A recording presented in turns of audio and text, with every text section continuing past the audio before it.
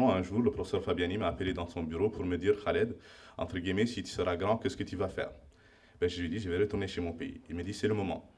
C'est aujourd'hui, avant demain. Il faut rentrer, c'est le moment, il faut rentrer, il ne faut surtout pas les laisser. Ah ben, j'ai eu quand même la curiosité, bien que c'est une personne très imposante, j'ai eu la curiosité de lui demander pourquoi maintenant.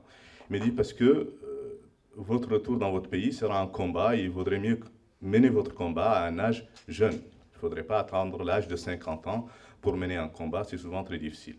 Et donc sur ce, j'ai pris mes valises, j'ai pris la Royal Air Maroc et j'ai débarqué, je pense bien, le 12 janvier 2012 à Nouakchott. Et bien avant mon arrivée, la chirurgie cardiaque avait commencé déjà en Mauritanie.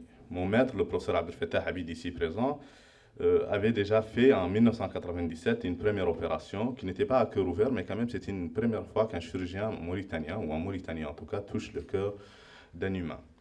Et puis, c'est surtout une équipe américaine qui réalisa le 5 novembre 2002 une fermeture d'une communication interoculaire.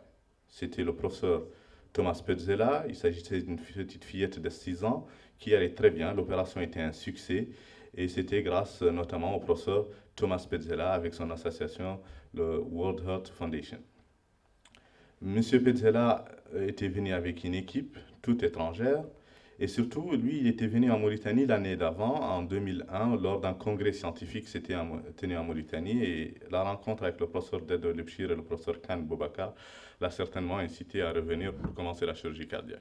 Et puis, dès le départ de M. Thomas Petzela, d'autres équipes se sont rendues sur place, des équipes tunisiennes, des équipes françaises, saoudiennes, algériennes et marocaines. Tout ceci a permis d'opérer des chirurgiens, des patients mauritaniens. Donc, à l'époque, c'était quelque chose qui était presque de la science-fiction, mais ceci a pu voir le jour. Je signale aussi le rôle d'un autre Mauritanien ici, le professeur Lee Mohamed, qui est un Mauritanien qui a choisi de rester en France, mais qui déjà dès l'époque, avec sa Fondation Mauritanienne du Cœur, a participé grandement dans le développement de la chirurgie cardiaque. Il continue à le faire actuellement en collaboration avec notre service, surtout pour ce qui est de la chirurgie cardiaque pédiatrique.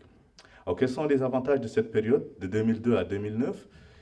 Ceci, elle a permis surtout de prouver la faisabilité de la chirurgie cardiaque en Mauritanie. Beaucoup de gens nous disaient, la chirurgie cardiaque c'est très compliqué, c'est fait pour les Français, nous on devrait s'occuper des diarrhées, du paludisme, c'est mieux comme ça et tout va bien.